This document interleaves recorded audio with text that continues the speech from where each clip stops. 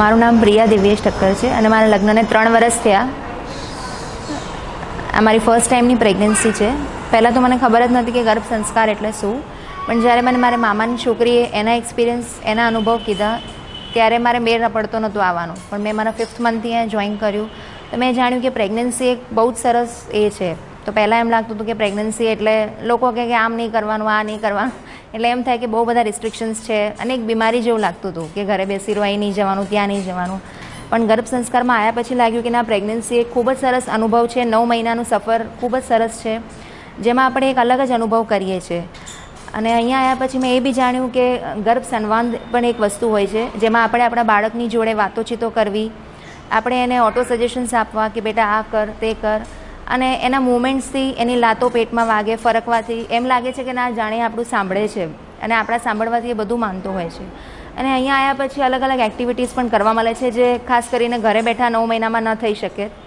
અહીંયા આવ્યા પછી જાણે કે ડ્રોઈંગ છે, રીડિંગ બુક્સ છે, મેડિટેશન કરાવે છે, જેથી કે અમે અહીંયા આવીએ કે ના આવીએ પણ આવ્યા પછીની આ એક્ટિવિટીઝ જાણ્યા પછી ઘરમાં બી આ એક્ટિવિટીઝ અમે કન્ટિન્યુ કરીએ છીએ.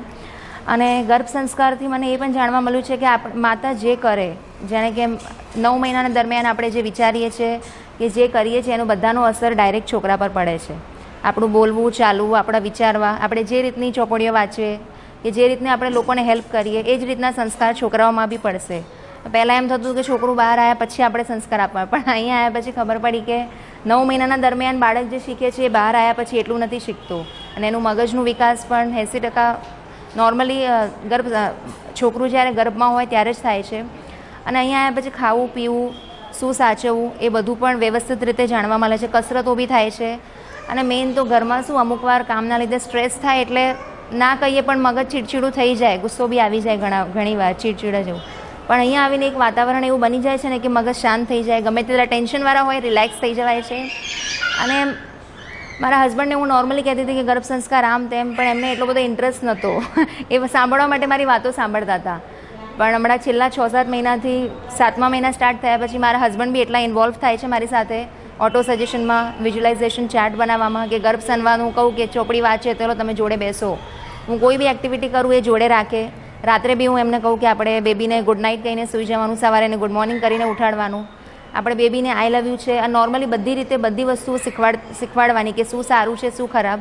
એટલે આપણે એવું સારું કન્વર્ઝેશન ને સારી વાતો જ એની સામે કરવી, જેથી કે એનામાં સારી અસર આવે.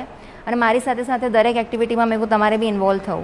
એટલે હું તો એમ જ કહીશ કે દરેક સ્ત્રીએ પ્રેગ્નન્સીના સ્ટાર્ટિંગથી લઈને 9 મહિના સુધી ગર્ભ સંસ્કાર જોઈન કરવું અને ગર્ભ સંસ્કારને સપોર્ટ કરવો, જેથી કે ઇન્ડિયામાં ઘણા સારા બાળકો મળે અને બાળકો આવે પણ એ સાથે બાળકો બહુ ઇન્ટેલિજન્ટ બી બને અને એમનામાં સારા સંસ્કાર આવે. એ દરેક માતાએ ગર્ભ સંસ્કાર જોઈન કરવું જોઈએ. મારો ખૂબ જ સારો અનુભવ છે અહીંયા આવ્યા પછીનો. Thank you.